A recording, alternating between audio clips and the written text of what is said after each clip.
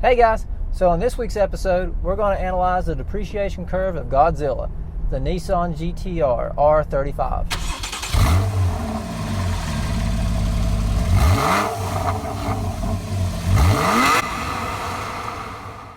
On this buyer's guide, we'll cover the current used market values of the cars and shed some light on how the GT-R has maintained its value over the years. The GT-R is Nissan's 0 to 60 rocket ship.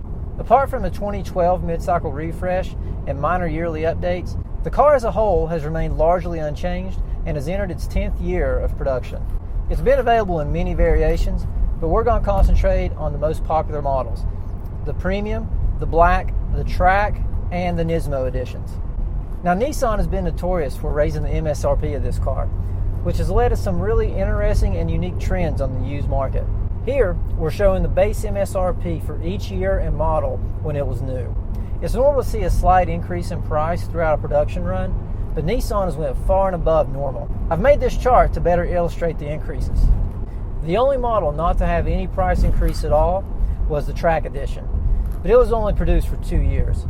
The base model was also only available for 2 years, but it saw an increase of $4,000 when it was produced. The Premium Edition is just behind, with a yearly increase of $3,900, and the Black Edition is up $5,400 per year for the 5 years it was in production. Finally, the Nismo. Its price stayed the same the first 2 years it was in production, but has recently been increased by $25,000 for the 2017 model year. Overall, you're looking at some huge price increases over the life of this car. That $3,900 per year of the premium model works out to be a 39% increase in price since that car was introduced. Now, moving on to the depreciation curve. At first glance, they appear pretty normal. You have a huge depreciation hit after the first year, and you see a little bump in value around the mid-cycle refresh. That's pretty typical for any car. What gets interesting is when you compare the used values to the original MSRPs. We're going to focus mainly on the Premium Edition, since it was the only model that was offered every year throughout the production run. With most cars, you see their values drop significantly as they age. The 2009 GT-R has only lost about 17% of its original value. And it's like this every year. The car loses about 20% of its value after the first year and just stays there. It never depreciates anymore. Other GT-R editions have similar trends as well. The Black and the Track editions tend to lose a little bit more value than the Premium editions, but that's not surprising seeing how those models aren't that much of an improvement over the Premium, but they come with a significant price hike. If you take a look at the Nismo, the data shows that it's holding its value better than any of the models. But a quick search shows a lot of those not selling on the used market, which lead me to believe that those prices are a little bit high for the moment.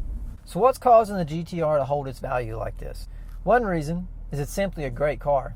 When it first came out, it ran laps around the supercars of the time and was one of the most highly engineered cars in production.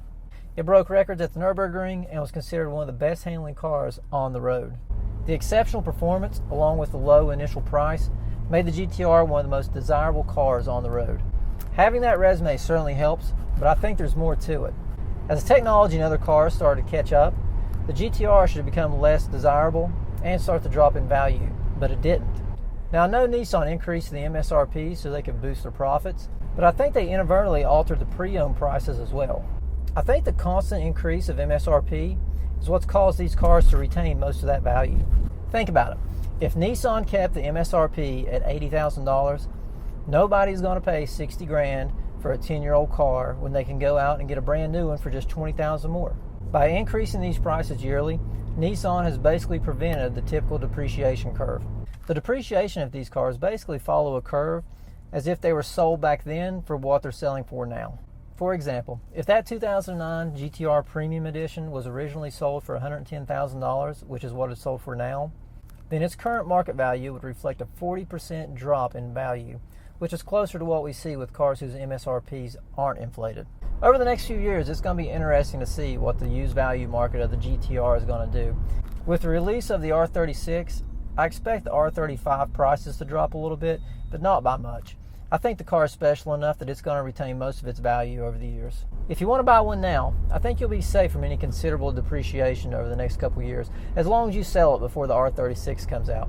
As far as the model and the years go, I would skip over the Track, the Black, and the Nismo editions. I just don't think they're worth the extra price.